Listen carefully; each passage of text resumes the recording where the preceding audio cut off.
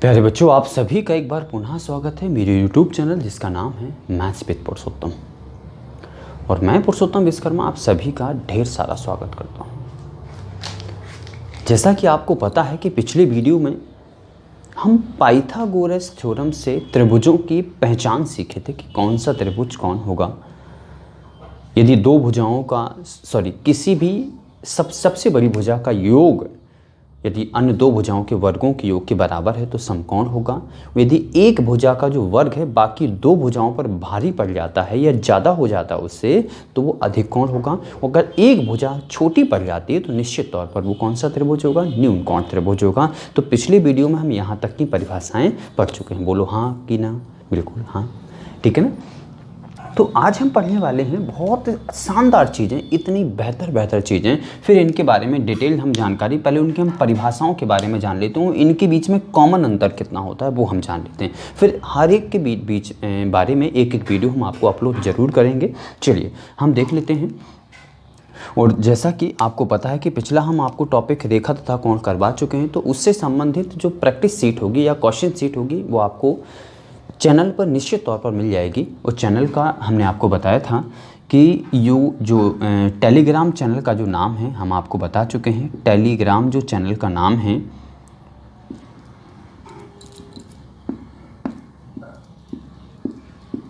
ये Telegram channel है जिस नाम से यूट्यूब चैनल है मैथ्स विद पुरुषोत्तम,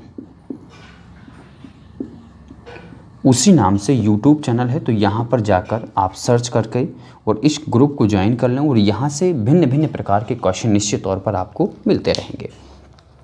तो फिलहाल हम बढ़ते हैं आगे। और हमने देखा आज हम पढ़ने वाले हैं किस किस के बारे में, हम यहाँ पर लिखते हैं एक एक करके। सबसे पहला नाम जो होगा जिसके बारे में हम पढ़ना चाहते हैं तो सबसे पहला है माध्यिका। क्या नाम होता है? माध्यिका। वो माध्यिका को हम इंग्लिश में क्या कहते हैं? मीडियन कहते हैं। क्या कहते हैं? मीडियन कहते हैं। माध्यिका को हम मीडियन कहते हैं। इसके बाद में नंबर 2 पर जो हम पढ़ने वाले हैं उसका नाम है लंब। क्या नाम है? लंब।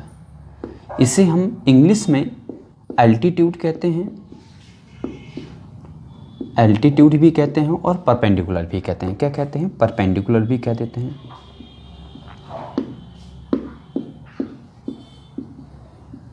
दो नाम हैं इसके। इसके बाद थर्ड नंबर पे जो हम पढ़ने वाले हैं उसका नाम है कोण समद्विभाजक। कोण समद्विभाजक, ये तीसरे नंबर का पॉइंट होगा हमारा। और जो इसे हम इंग्लिश में कहते हैं एंगल बाइसेक्टर। क्या कहते हैं? Angle bisector. जो चौथे नंबर पे है उसे हम क्या कहेंगे? एंगल बाइसेक्टर होगा। जो फोर्थ नंबर पे जो हमारा पॉइंट होगा उसे हम क्या कहते हैं? लंब समद्विभाजक। क्या कहते हैं? लंब समद्विभाजक। क्या कहते हैं? लंब समद्विभाजक।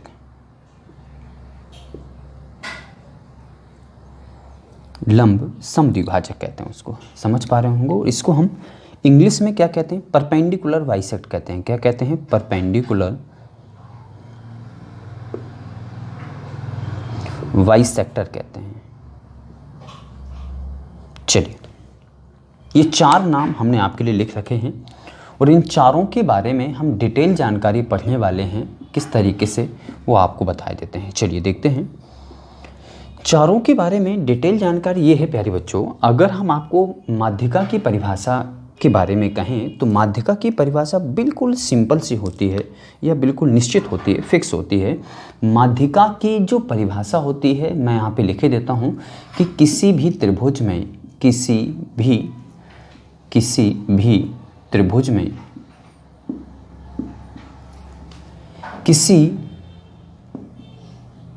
एक शीर्ष से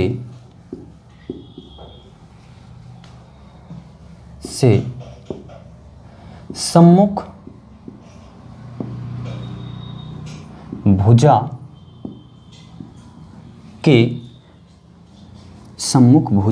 के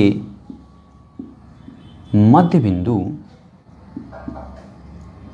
मध्य बिंदु को मिलाने वाली रेखा को, मध्य बिंदु को मिलाने वाली रेखा, मिलाने वाली रेखा का नाम माध्यिका होता है। क्या होता है? माध्यिका होता है। चलिए देखें, ये माध्यिका की परिभाषा है। माध्यिका की परिभाषा निश्चित तौर पर मैं कह सकता हूँ, ध्यान देना, यहाँ पर उसका हम फिगर बनाते हैं। याद रखना, माध्यिका का हम यहाँ फिगर बना रहे हैं। देखिएगा, ये माध्यिका का फिगर है। एक त्रिभुज बना दिया हमने। त्रिभुज कैसा भी हो सकता है, ये भी आप जानते होंगे। त्रिभुज ऐसा भी हो सकता है, टेढ़ा बेढ़ा कैसा भी हो सकता है, जरूरी नहीं है समबाहु त्रिभुज ऐसा ले लिया हमने।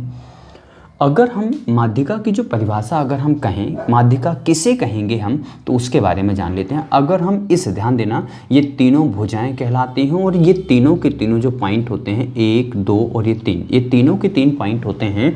इन्हें हम क्या कहते हैं? शीर्ष कहते हैं। क्या कहते हैं? शीर्ष। इंग्लिश में इन्हें हम वर्टेक्स कहते हैं। इन्हें हम क्या कहते हैं? शीर्ष। और शीर्ष की जो इंग्लिश होती है वो क्या होती है? वर्टेक्स होती है। क्या होती है प्यारे बच्चों? वर्टेक्स होती है।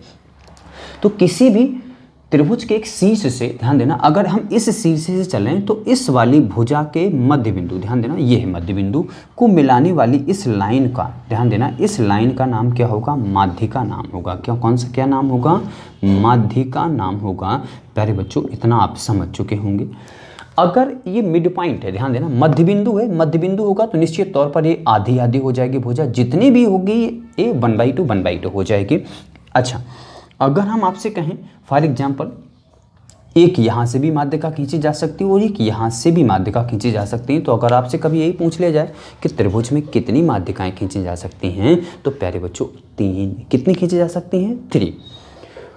तो यहाँ से अगर हम आपसे ये कह दें, फॉर एग्जाम्पल, आपके सामने इस तरीके से कभी भी कोई क्वेश्चन आता है, अगर हम ये कह दें, ध्यान देना, इस तरीके से त्रिभुज बना हुआ है और इसका मिड पॉइंट ये है और इसके मिड पॉइंट से अगर हम सम्मुख शीर्ष को ज्वाइन कर देते हैं तो इसका नाम क्या हो जाता है? माध्यिका हो जाता है। क्या नाम हो जाएगा प्यारे बच्चों? माध्यिका हो जाएगा। या अगर हम आपसे कहें इसका मिड पॉइंट कौन है, यहाँ पे लगभग होगा, इस भुजाली भुजा का जो मध्य बिंदु होगा वो ये होगा। अगर हम यहाँ से, ध्यान देना, सम्मुख शीर्ष से मिला दें, सामने वाले शीर्ष से सामने वाली भुजा को, अगर हम सामने वाली भुजा के मध्य बिंदु को ज्वाइन कर दें तो इसका नाम क्या होगा? माध्यिका। ये मिलते ही, अगर ये माध्यिका है, इसका नाम माध्यिका है, इसका नाम याद रखना है। अगर इस वाली भुजा का नाम थोड़ा सा दिख रहा होगा, मैंने जिगजैग टाइप की बना दी है, अगर इसका नाम माध्यिका है तो ये दोनों की दोनों कैसी हो जाएंगी? आधी आधी हो जाएंगी और आपस में क्या हो जाएंगी? बराबर हो जाएंगी। यदि इसका नाम माध्यिका है, ध्यान देना, मैं ग्रीन पेन से थोड़ा सा शो कर रहा हूँ, अगर इसका नाम माध्यिका है, इस वाली साइड का नाम माध्यिका है, तो फिर ये वाली साइड किसके इक्वल हो जाएगी? इसके इक्वल हो जाएगी। ये दोनों यानी आधी आधी के बराबर हो जाती है। सीधी सीधी बात है कि जितनी भी ये साइड होगी उसका हाफ हाफ हो जाएगी। अगर हाफ हाफ नहीं है तो आप इस पॉइंट को मध्य बिंदु नहीं कह सकते और इस मध्य बिंदु से मिलाने वाली रेखा का नाम माध्यिका नहीं कह सकते। इस चीज़ को आप सभी को याद रखना है। कितना समझ में आया है ये निश्चित तौर पर मुझे आप ज़रूर बताइएगा। चलिए देखते हैं, अगर हम यहाँ से देखें तो इसका नाम तो हो गया है माध्यिका। ध्यान देना, किसी भी तरीके की हो सकती है माध्यिका को। जैसे अगर हम आपसे कहें, फॉर एग्जाम्पल, इस त्रिभुज में अगर हम आपसे कहें तो इस शीर्ष से अगर कहें तो इस शीर्ष से माध्यिका कहाँ जाएगी? इस शीर्ष के सम्मुख भुजा कौन सी होगी? ये वाली होगी। यानी अगर हम इसका नाम दे दें ABC, अगर इसका नामकरण कर दें तो हमें पता है कि अगर हम B बिंदु को शीर्ष मानते हैं तो सम्मुख भुजा कौन होगी? B के सम्मुख भुजा होगी AC। तो AC का मध्य बिंदु कौन होगा? लगभग ये होगा। तो यहाँ से मिलाने वाली रेखा का नाम क्या होगा? इस रेखा का नाम होगा प्यारे बच्चों क्या? माध्यिका, या इसे हम इंग्लिश में क्या कहते हैं प्यारे बच्चों? मीडियन कहते हैं। क्या कहते हैं?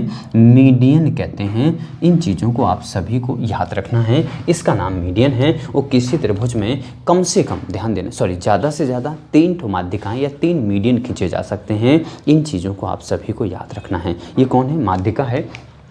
इसका महत्वपूर्ण पॉइंट ये है कि हम यहाँ पे लिखे देते हैं, माध्यिका का ही पॉइंट है कि किसी भी त्रिभुज की माध्यिका, किसी भी त्रिभुज की माध्यिका हमेशा त्रिभुज के अभ्यंतर होती है। क्या होती है?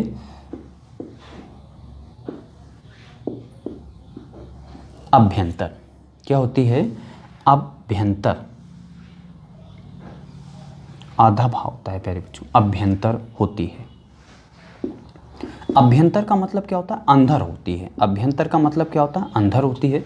मतलब त्रिभुज कैसा भी हो, माध्यिका हमेशा त्रिभुज के अंदर से ही खींची जाएगी। माध्यिका कभी त्रिभुज के बाहर नहीं होती है। इस चीज़ को याद रखना। मैं इस चीज़ पर बार बार फोकस कर रहा हूँ कि कोई भी कैसा भी त्रिभुज बना दें, हम आपसे ये कहते हैं, अगर हम न्यूनकोण की बात करें, हम समकोण की बात करें, या हम फिर समकोण की बात करें, या फिर हम फॉर एग्जांपल अधिक कोण त्रिभुज की बात करें, त्रिभुज कोई सा भी दिया गया हो, अगर हम माध्यिका इसमें खींचें तो इस शीर्ष से इस वाली भुजा के मध्य बिंदु को मिलाने वाली रेखा का नाम माध्यिका होगा। यहाँ से खींचें तो इसका नाम माध्यिका होगा, यहाँ से खींचें तो इसका नाम माध्यिका होगा, यहाँ से इसका नाम माध्यिका होगा, यहाँ से इसका नाम माध्यिका होगा, इसका नाम माध्यिका होता है। यानी माध्यिका कोई भी कैसा भी त्रिभुज बनाया गया हो, चाहे वो न्यून कोण हो, समकोण हो, अधिक कोण हो, कोई भी त्रिभुज होगा, हमेशा याद रखना कि माध्यिका हमेशा त्रिभुज के अंदर से ही गुजरती है। यानी माध्यिका त्रिभुज के अंदर ही पाई जाती है। निश्चित तौर पर आप इसको नोट कर सकते हैं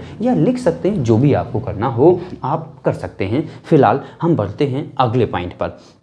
अगला पॉइंट ध्यान देना, अभी ये बेसिक क्लासें चल रही हैं आपकी, बहुत अच्छे तरीके से आपको पता होना चाहिए। पहले हमारी हैबिट है कि हम आपको पहले बेसिक पढ़ाएंगे, फिर उससे संबंधित हम आपको क्वेश्चन करवाएंगे। चलिए, तो ये माध्यिका के बारे में था। अब हम आपको बता रहे हैं मीडियन के बारे में। किसके बारे में? अल्टीट्यूड के बारे में, लंब के बारे में। याद रखना लंब की परिभाषा क्या होती है। तो चलिए, मैं लिख नहीं रहा हूँ लेकिन मैं आपको समझाया जरूर देता हूँ कि कोई भी त्रिभुज होगा, कैसा भी त्रिभुज होता है, मैं आपसे कह सकता हूँ, मान लीजिए त्रिभुज है और इस त्रिभुज ऐसा भी हो सकता है या ऐसा भी हो सकता है। ध्यान देना, इस तरीके से भी हो सकता है। अगर मैं आपसे ये कह दूं, ध्यान देना, लंब की परिभाषा ध्यान देना, मैं आपसे ये कह रहा हूं या ऐसा भी हो सकता है, थोड़ा सा ऐसा भी हो सकता है, इस तरीके से भी हो सकता है। फॉर एग्जाम्पल प्यारे बच्चों, परपेंडिकुलर हम वर्ड को मिटा रहे हैं, थोड़ा सा हमारे पास जगह की कमी रहती है, जिस कारण से हम थोड़ा सा इसको मिटा रहे हैं। ध्यान देना, इस तरीके से रहता है। चलिए देखते हैं, इस तरीके से त्रिभुज होगा।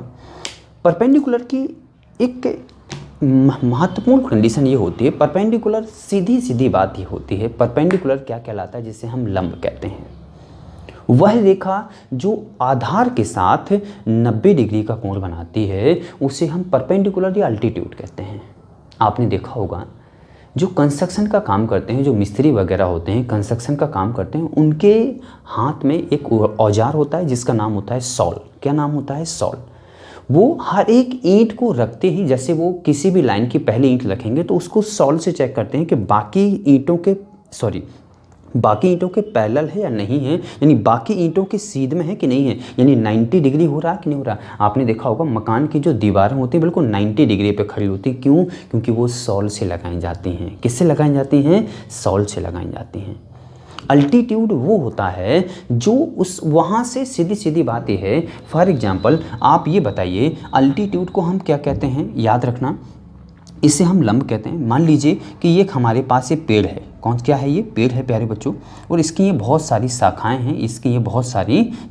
हैं, और इस पर हमारे पास फल लगा हुआ है। क्या लगा हुआ है? फल लगा हुआ है। इस तरीके से यहाँ पर एक फल लगा हुआ है।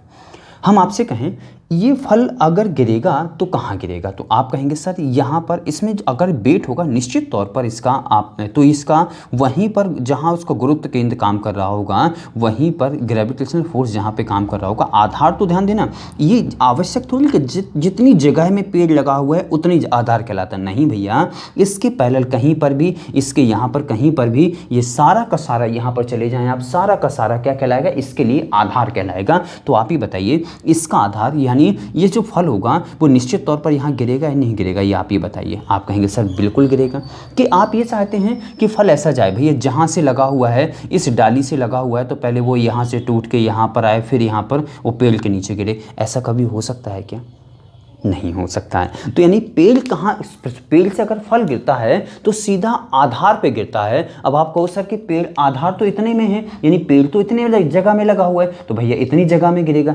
ऐसा नहीं होता है। पेड़ के लिए ये पूरा का पूरा जिस आधार पे लगा हुआ है उसके आगे पीछे या इस तरफ जो होता है सारा का सारा क्या कहलाता है, आधार कहलाता है। निश्चित तौर पर हम समझाने में कामयाब हुए हैं और आपको समझ में आ गया होगा। अगर हम इसकी बात करें, ध्यान देना, हम किसी भी एक शीर्ष की बात करें, चलिए अगर हम इस शीर्ष की बात करते हैं, ध्यान देना, इस शीर्ष से अगर हम कहें तो सम्मुख भुजा, ध्यान देना ये वाली सम्मुख भुजा है, सामने वाली भुजा, तो सम्मुख भुजा जहां पर भी 90 डिग्री का कोण बन रहा है, ये 90 डिग्री का कोण बन रहा है, इसका नाम क्या होगा, लंब नाम होगा। क्या नाम होगा, इसका नाम लंब होगा या परपेंडिकुलर कहेंगे। आपसे कहा जाए इसमें, अगर हम इसमें इसकी बात करें तो इस शीर्ष से सम्मुख भुजा, यानी ये देखो यहाँ पे 90 डिग्री बन रहा है, अगर ये 90 डिग्री बन रहा है या 90 डिग्री को कोण बना रहा है तो निश्चित तौर पर इस वाली भुजा का नाम क्या होगा, लंब नाम होगा, या इसे हम क्या कहेंगे, परपेंडिकुलर कहेंगे। ध्यान देना, अगर हम इसकी बात है तो आप ये बताइए कि इसकी, अगर हम आपसे कहते हैं कि इसमें लंब कहाँ पर हो सकता है, तो आप यही कहेंगे कि सर इसका लंब जो होगा ये कौन सा त्रिभुज है, अधिक कोण त्रिभुज है। तो याद रखना कि आप ही बताएं इसका शीर्ष यहाँ से, अगर इस शीर्ष की अगर हम बात करें तो इसका शीर्ष यहाँ पर है, तो आप ही बताइए इसका 90 डिग्री आधार के साथ, तो भैया आप कहोगे सर त्रिभुज का आधार तो यहाँ तक है, इतना सीमित है, यहाँ से लेकर यहाँ तक है, तो भैया इसका 90 डिग्री कभी यहाँ बन सकता है क्या, आप ही बताइए। आप कहेंगे सर नहीं बन सकता, तो भैया इसका आधार यहां पर भी तो है, इसके इस तरफ भी तो है, तो इसका जो 90 डिग्री बनेगा निश्चित तौर पर ये बनेगा, ये होगा इसका लंब। इसका नाम क्या है, लंब है। इस वाली लाइन का नाम क्या है प्यारे बच्चों, लंब है। समझ में आया है या नहीं आया, जो रेड पेन से डार्क मैंने किया हुआ है इसका नाम लंब है, ये कहलाएगा हमारे लिए परपेंडिकुलर। तो याद रखना है इन चीज़ों को, ध्यान रखना है इन चीज़ों को।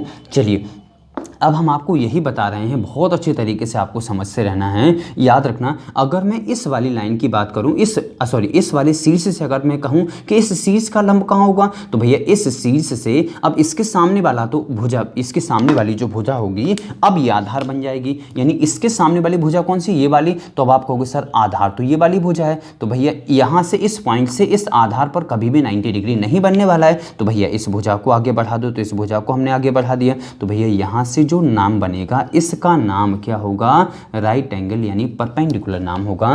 क्या इन चीज़ों को आप सभी लोग समझ पाए हैं, क्या कितना समझ में आया है ये मुझे आप ज़रूर बताइएगा।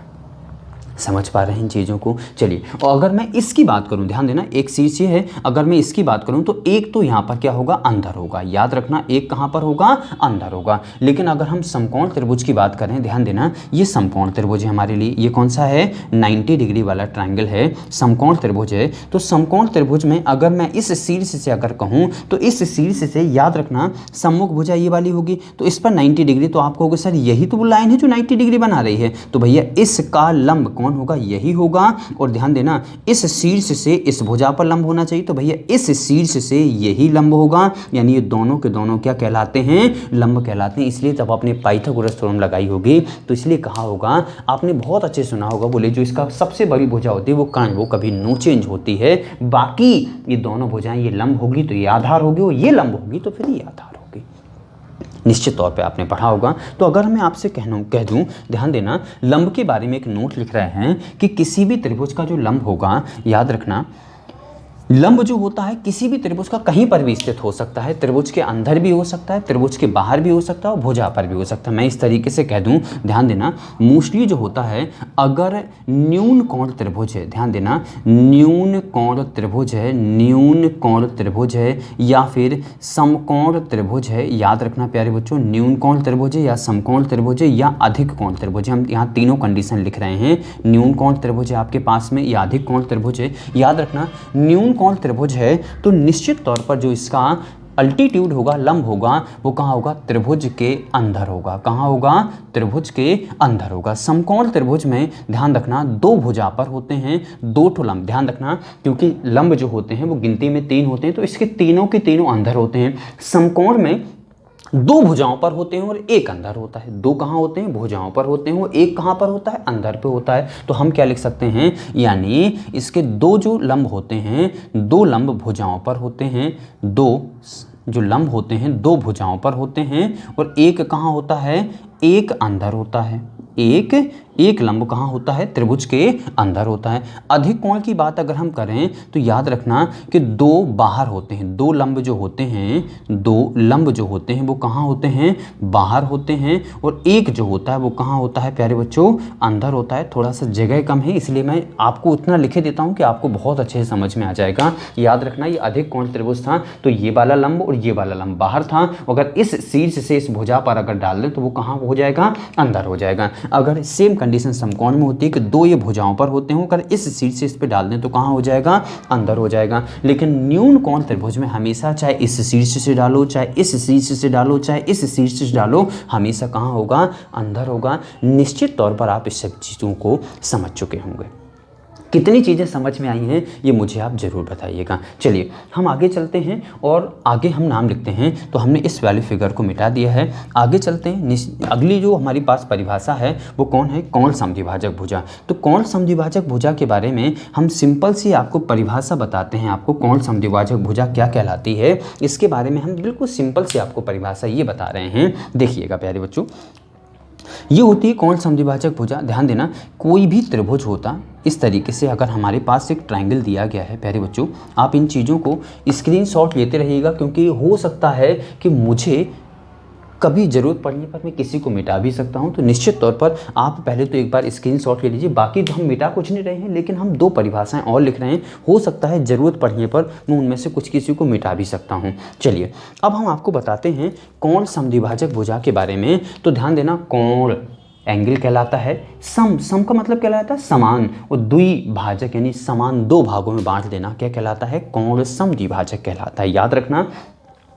हमेशा याद रखना, अगर ये त्रिभुज है तो इस त्रिभुज का जो भी कोण होगा, हमने कह दिया 100 डिग्री का कोण है, तो इस कोण को आधा आधा कर दे। यानी सीधी सीधी बात है, अगर इस पूरे कोण की वैल्यू फॉर एग्जांपल कितनी है, 100 है, पूरे कोण की वैल्यू अगर 100 है तो इतनी कितनी 50-50 हो जाए, तो इस भुजा को हम क्या कहेंगे, इस वाली लाइन को हम क्या कहेंगे, कोण समद्विभाजक भुजा कहेंगे। क्या कहेंगे, कोण समद्विभाजक भुजा कहेंगे। एंगल बाइसेक्टर होता है कि जिस शीर्ष कोण से, इसकी परिभाषा ये होती है कि ऐसी भुजा जिस शीर्ष कोण से निकलती है उस शीर्ष कोण को आधा आधा बाइसेक्ट कर देती है, उसका नाम क्या होता है, कोण समद्विभाजक भुजा होता है। चीज़ें समझ पाए हैं आप, और कितनी समझ पाए हैं आप मुझे ज़रूर बताइएगा कमेंट के माध्यम से। चलिए हम यहाँ पर कह देता हूँ, यहाँ पर ये एक और मैं आपको फिगर बनाता हूँ। इस तरीके से कोई भी हो, मैं आपको अधिक कोण बना रहा हूँ, थोड़ा सा अटपटा सा। हम देखेंगे इसमें कोण समद्विभाजक भुजा कहाँ से होगी। अगर मैं इस कोण की बात करूँ, ये 30 डिग्री का है, तो कोण समद्विभाजक भुजा भैया जहाँ से आधा आधा हो रहा होगा, यहाँ पर कहाँ मिल रही है, आधा।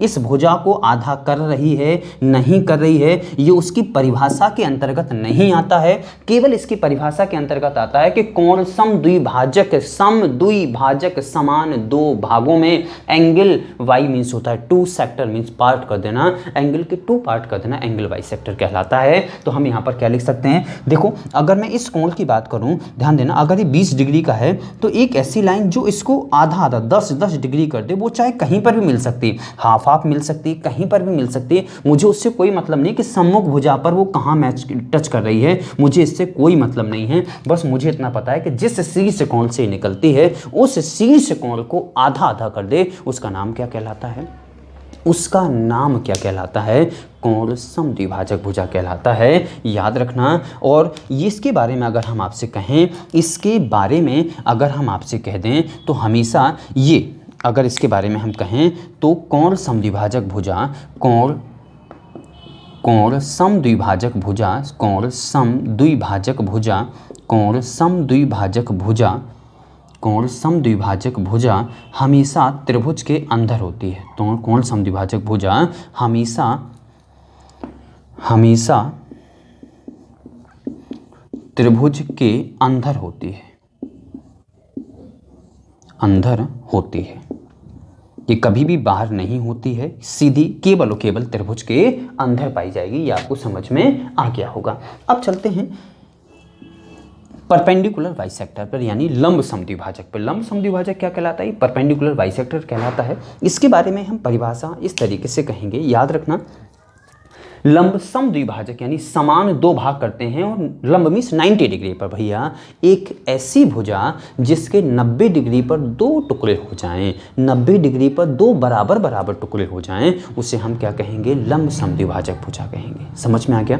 अगर हम आपसे कह दें फॉर एग्जांपल, ये कोई आवश्यक नहीं कि त्रिभुज में होती, किसी भी हम यहाँ पर कह दें इस ये लाइन है, केवल लाइन है, और इसको एक लाइन, ध्यान देना आपने बहुत अच्छे तरीके से पढ़ा होगा, कई टीचरों के मुँह से आपने सुना होगा कि आधे से इस जो लाइन है, इस लाइन की आधे से अधिक दूरी लेते हैं राउंडर में, और एक आर्क यहाँ लगाते हैं, एक आर्क यहाँ लगाते हैं, फिर यहाँ से एक आर्क यहाँ और एक आर्क यहाँ, और इन दोनों को इस तरीके से ज्वाइन कर देते हैं, तो निश्चित तौर पर यहाँ पे 90 डिग्री का कोण भी बनता है, और ये वाली लाइन जो होती है वो आधी आधी हो जाती है। इसका नाम क्या होता है? लंब समद्विभाजक होता है। क्या नाम होता है? लंब समद्विभाजक। लेकिन अगर यही त्रिभुज में लागू कर देते हैं, यही हम त्रिभुज में लागू कर दें इस तरीके से, याद रखना, अगर हम यही त्रिभुज में लागू कर दें इस तरीके से, याद रखना, तो हम ये कह रहे हैं, अगर हम इसके बारे में कहें कि इस वाली भुजा का लंब समद्विभाजक क्या होगा, तो भैया एक यहाँ से इस तरीके से इसका ये हो जाएगा। अच्छा, इसमें कोई आवश्यक नहीं होता है कि भैया इसका जो लंब समद्विभाजक होगा वो यहाँ से आगे बढ़ाते हुए इस शीर्ष से होकर जाएगा, इस शीर्ष से होकर जाएगा, ये कोई आवश्यक नहीं है। और यदि ऐसा है कि ये लाइन इस शीर्ष से ही होकर जा रही है तो गारंटी होगी कि समबाहु त्रिभुज होगा या समद्विबाहु त्रिभुज की तीसरी भुजा होगी।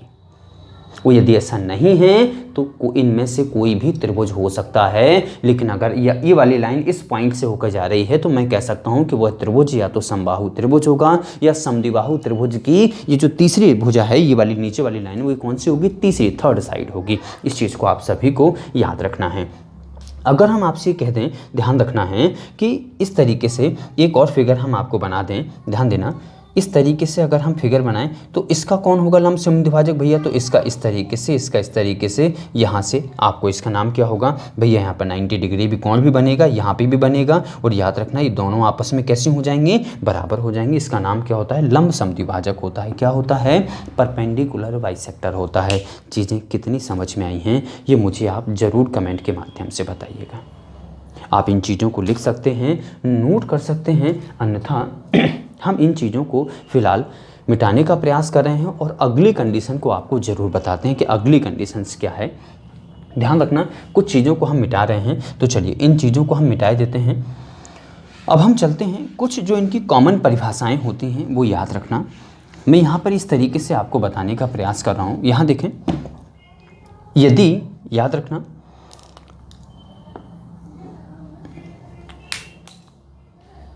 देखें प्यारे बच्चों, एक त्रिभुज है और यदि इसका नाम समबाहु त्रिभुज, यानी तीनों की तीनों भुजाएं लंबाइयां बराबर हैं। याद रखना प्यारे बच्चों, अगर तीनों की लंबाइयां बराबर हैं तो निश्चित तौर पर होगा समबाहु त्रिभुज होगा। तो भैया इसकी जो माध्यिका होगी वो क्या करेगी? इसको आधा आधा भी करेगी।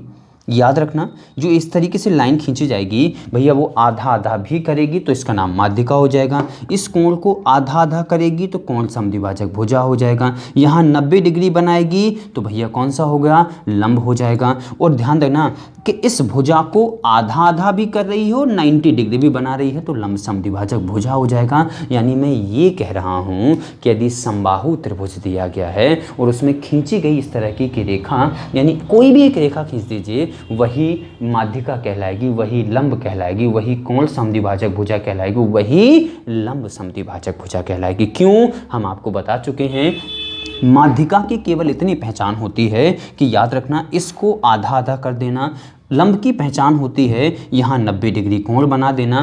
कोण समद्विभाजक की पहचान होती है जिस शीर्ष कोण से निकले उसको आधा आधा कर देना। और लंब समद्विभाजक की होती है कि 90 डिग्री पर आधा आधा कर देना, ये इसकी लंब समद्विभाजक की होती है। तो यदि दिया गया त्रिभुज समबाहु त्रिभुज है, दिया गया त्रिभुज समबाहु त्रिभुज है, तो निश्चित तौर पर मैं कह सकता हूँ, दिया गया त्रिभुज यदि समबाहु त्रिभुज है तो निश्चित तौर पर मैं कह सकता हूँ कि ये चारों रेखाएं एक ही जगह क्या होती हैं? स्थित होती हैं, एक ही जगह पाई जाती हैं। उसी का नाम माध्यिका रख सकते हो, इसी का नाम याद रखना। यदि ये समबाहु त्रिभुज है, यदि ये समबाहु त्रिभुज है प्यारे बच्चों, यदि ये समबाहु त्रिभुज है तो इसी का नाम क्या होगा, ध्यान देना, इस रेखा का नाम आप क्या क्या रख सकते हैं, इस रेखा का नाम हमने आपको बता दिया, इसका नाम हम माध्यिका रख सकते हैं, क्या रख सकते हैं, माध्यिका रख सकते हैं, इसका नाम हम लंब रख सकते हैं, इसका नाम हम कोण समद्विभाजक भुजा रख सकते हैं, कोण समद्विभाजक भुजा रख सकते हैं, कोण समद्विभाजक भुजा रख सकते हैं,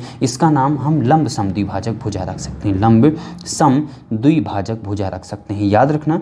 लेकिन ध्यान देना, अब जो कंडीशन आती है वो आती है समद्विबाहु में, ध्यान देना, समद्विबाहु में जो बराबर भुजाएं होती हैं, बराबर, मान लीजिए ये दो भुजाएं बराबर हैं, तो इन दोनों बराबर भुजाओं के उभयनिष्ठ शीर्ष से यदि ऐसा कुछ होता है तो भैया इसका भी सब सारे नाम वही होंगे जो ये लिखे गए हैं, इसी का नाम माध्यिका, इसी का नाम लंब, इसी का नाम कोण समद्विभाजक भुजा, इसी का नाम लंब समद्विभाजक भुजा। ध्यान रखना है, यहाँ पर समबाहु त्रिभुज में किसी भी शीर्ष से खींची जा सकती है वो रेखा, तो तीनों के नाम, यहाँ से खींच दो तो सारे इसके नाम वही होंगे, यहाँ से खींच दो तो इस रेखा के नाम ये चारों होंगे। लेकिन जो समद्विबाहु त्रिभुज होता है, ये कौन सा त्रिभुज है, समद्विबाहु त्रिभुज है, याद रखना, समद्विबाहु त्रिभुज है। हम आपको बता चुके हैं समद्विबाहु त्रिभुज में जो बराबर भुजाओं के उभयनिष्ठ शीर्ष होता है, कॉमन शीर्ष होता है, इस शीर्ष से जो लाइन खींची जाती है इसका नाम ये चारों रख सकते हैं। अदरवाइज हम इस शीर्ष से खींचें,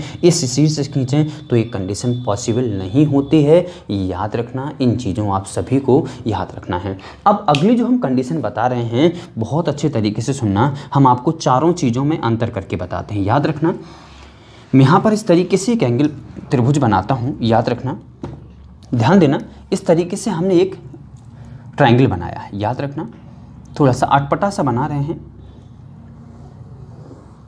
हल्का सा, निश्चित तौर पर आपको समझ में तो आ गया होगा। क्या है कि वो थोड़ा सा मैं इस तरीके से बना रहा हूँ ताकि सारी कंडीशंस को हम आपको एक ही बार में समझा दें। चलिए, पर्याप्त है, इससे ज़्यादा सीधी नहीं हो सकती हमसे। चलिए, ठीक है। अब इसमें आपको चारों चीज़ों को इस बारे में समझा के बताते हैं हम आपको, ध्यान देना। माध्यिका वो होगी, इस शीर्ष से हम चारों रेखाएं खींच के बताते हैं आपको, याद रखना। इस भुजा का, इस शीर्ष से यदि बात कहें तो सामने वाली भुजा ये होगी, तो इसका मध्य बिंदु लगभग यहाँ पर होगा।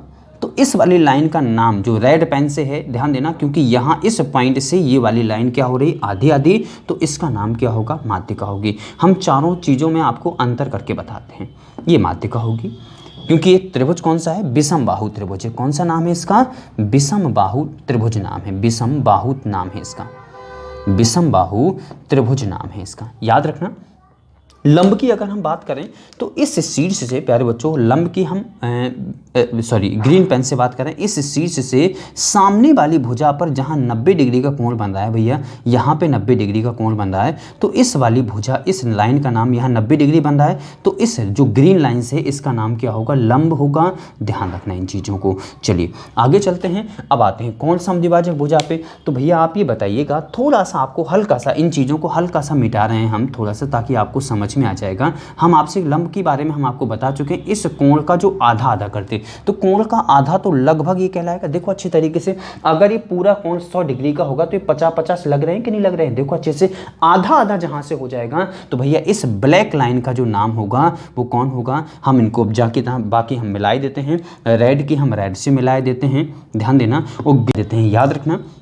ग्रीन को हमने ग्रीन से मिला दिया, तो भैया ये लंब है, ये माध्यिका है रेड वाली। और ब्लैक वाली क्या है, ध्यान देना, जहाँ से कोणों का आधा आधा हो रहा है, इसका नाम क्या है, कोण समद्विभाजक भुजा। क्या नाम है, कोण समद्विभाजक। क्या नाम है, कोण समद्विभाजक भुजा।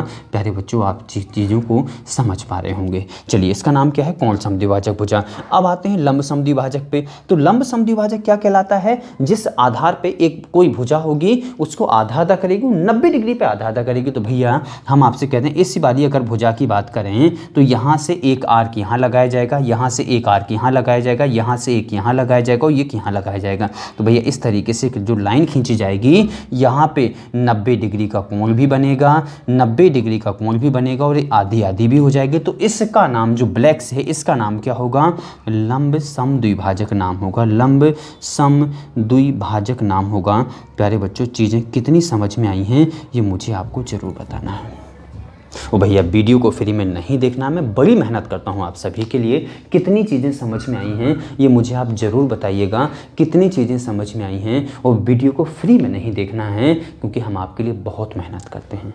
अब फ्री भी नहीं देखना है, पैसा भी नहीं देना है, लेकिन भैया एक लाइक तो कर सकते हैं कि नहीं कर सकते हैं, शेयर तो कर सकते हैं अपने मित्रों में, या इस वीडियो की लिंक को थोड़ा सा स्टेटस पे लगा लीजिए, थोड़ा सा हमारा प्रचार हो जाएगा और आपके मित्रों का भी लाभ हो जाएगा, भला हो जाएगा उसमें, ठीक है ना। हालांकि ये सब जानते हैं कि उसमें कहीं ना कहीं मेरा भी लाभ छुपा हुआ है, तो जब हम आपके लिए इतनी मेहनत कर रहे हैं तो मेरा लाभ क्यों ना हो, बताइए आप। तो आप इसका स्क्रीनशॉट ले सकते हैं या लिख सकते हैं, जो भी आपको करना हो। फिलहाल हम बढ़ते हैं आगे और आगे के बारे में हम आपको ये बताते हैं कि अगली वीडियो में हम सब क्या पढ़ने वाले हैं, तो उसके बारे में हम थोड़ा सा चर्चा करने वाले हैं। अगली वीडियो में हम पढ़ने वाले हैं माध्यिका के बारे में, और माध्यिका के बारे में डिटेल से चर्चा करेंगे, कम से कम 8 से 10 पॉइंट बताएंगे माध्यिका के बारे में। अगली वीडियो में चर्चा होगी माध्यिका के बाद जो अगला वीडियो आएगा उसमें लंब के बारे में चर्चा होगी। अगला जो वीडियो आएगा उसमें कौन समद्विभाजक भुजा के बारे में, अगला जो वीडियो आएगा उसमें लंब समद्विभाजक बारे के बारे में। यानी 4 वीडियो आपको हर एक के बारे में एक एक आपको वीडियो निश्चित तौर पर प्रोवाइड करवा देंगे हम। तो फिलहाल इस वीडियो में इतना ही, और आप सभी का वीडियो देखने के लिए तहे दिल से धन्यवाद। मैं पुरुषोत्तम विश्वकर्मा आप सभी का ढेर सारा धन्यवाद करता हूं, और मिलते हैं अगली वीडियो में और माध्यिका के इतने सारे ढेर सारे पॉइंटों के साथ जिसमें आपकी आत्मा भी उफान करेगी। इतने सारे पॉइंट बताएंगे आपको। धन्यवाद।